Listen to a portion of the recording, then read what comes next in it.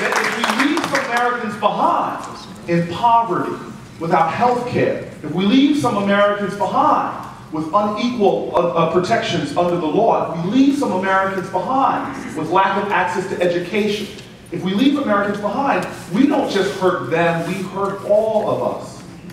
Because to me, this is the beauty of this party. The party of workers' rights, the party of civil rights, the party of women's rights, the party of environmental rights. This is the beauty of this party, that understands the very founding ideals of this country, e pluribus unum, to form a more perfect union of human beings under common principles and ideals that we can understand.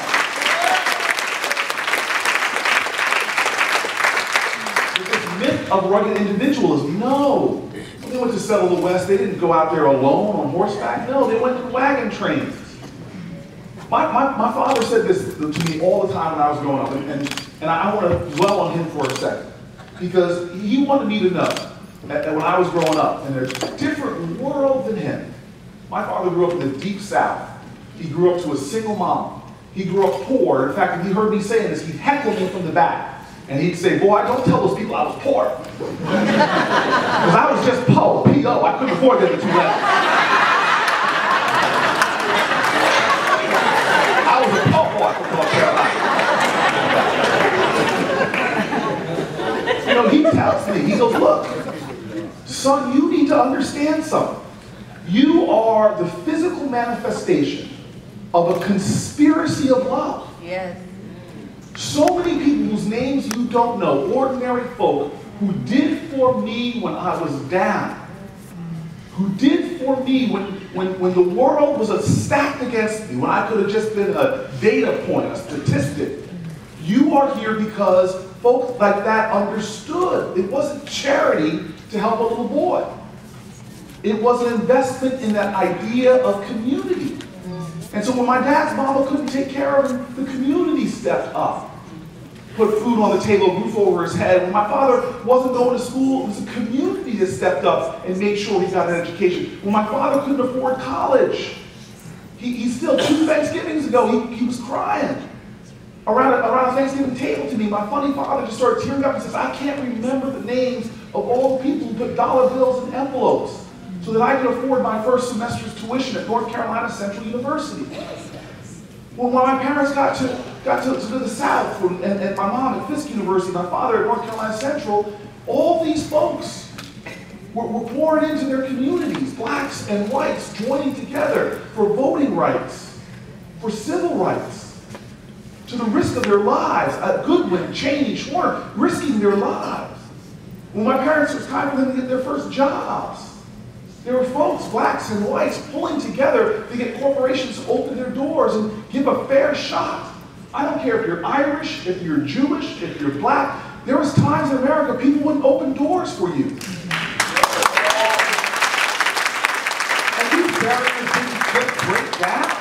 These barriers had to be broken down. The house that I grew up in Harrington Park, New Jersey, this incredible town of caring and good people, but the real estate agents in that area weren't showing homes to black people. So it was black folks and white folks that got together to form the Fair Housing Council in New Jersey that sent a test couple out to buy the house for my parents. A court case later, we moved in as my father called us to 4 raisins and a tub of sweet vanilla ice cream.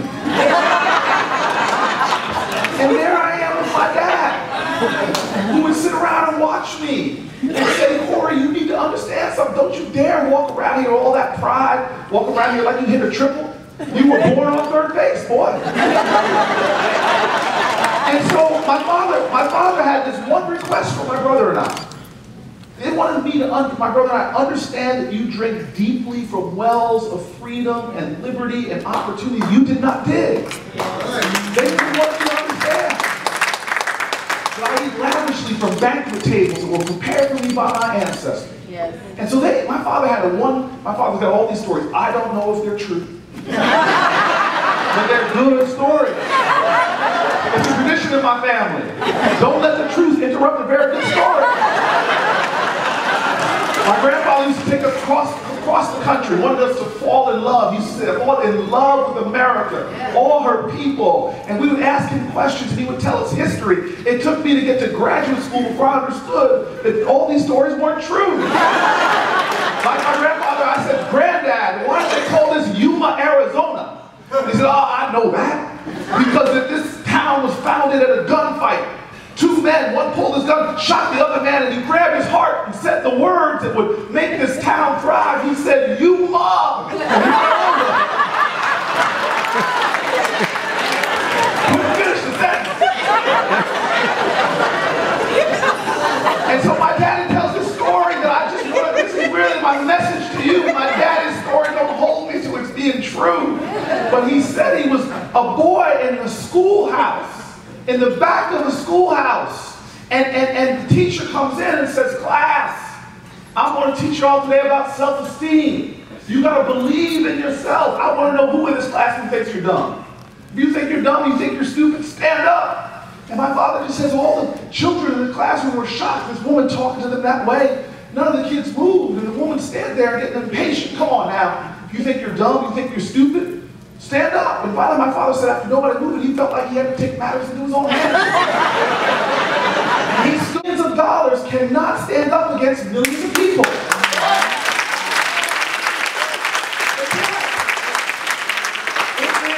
A perpetual testimony to the truth of humanity. The power of the people is always greater than the people in power. Now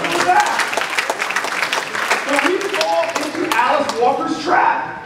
Alice Walker talked about it. She said, what is the most common way that people give up their power? Is by not recognizing they have it in the first place. Why? Amazing data. I was sitting there shocked. Your state, all this money pouring in elections. Hundreds of millions of dollars pouring in on elections. I would want to go up to street people and let them know, you know how valuable your vote is? Or the suppression of your vote is? You got some money, man. Go to the polls. But this is the problem. Let me give you this in clear data, experiential fact. I went to vote in Newark. In 2008, I roll up on the voting center. I get out like I think I'm in Podium. I'm the mayor now. My dad used to say, don't walk around here thinking you're in Podium. I walk out, I'm the mayor. I roll up in a police vehicle. I get out of the car and I can't believe it. 2008, there is a line around the polls wrapped around the building. Now, mayor, I know in your community they treat you with love and respect and adulation. Me, on the other hand, I walk up to the end of the line. I know when your mayor goes to vote. I know this is the fact down here. She gets, how you doing, mayor? Great to see you, mayor. That's not what they say to me. On this day in November of 2008, the woman on the line whips around, sees me walking, and just yells out, don't you think you're cutting in this line now? You ain't special.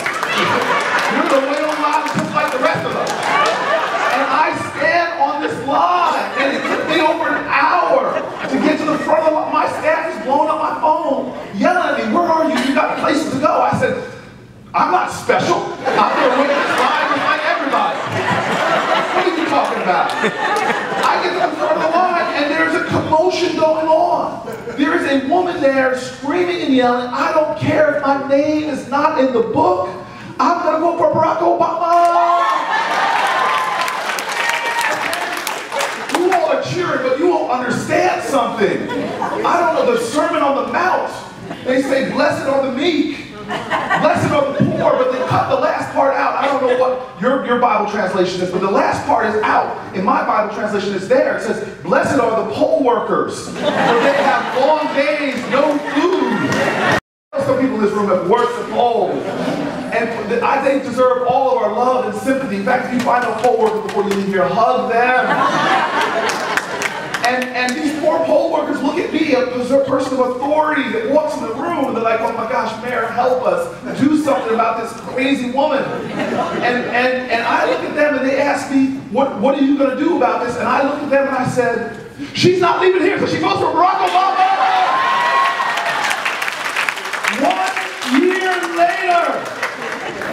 1 year later, We have a gubernatorial election. 1 year later, and I roll to the polling place, get out of my car. There is no line. I walk right in to vote. And the poll workers look lonely. They're happy to see me now. You see this contrast. You see the problem we have. I'm sorry, pink slip Rick is a great saying, but we need to turn to ourselves.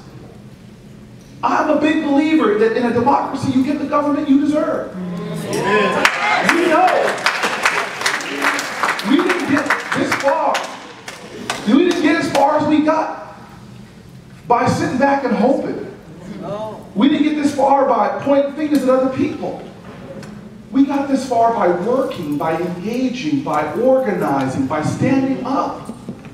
This next election in Florida next year, 2014, the country will be watching again. Because this is no ordinary state. It's not an ordinary state. This is the fulcrum point of where the country turns. You all have a deeper obligation to give a testimony to our truth. And so if you allow me, I want to end with one more story. It's one of these family stories. You can tell me if it's true or not. But I want to end with one more story, then conclude. Because Congressman Ted wants to come up here and have a few words.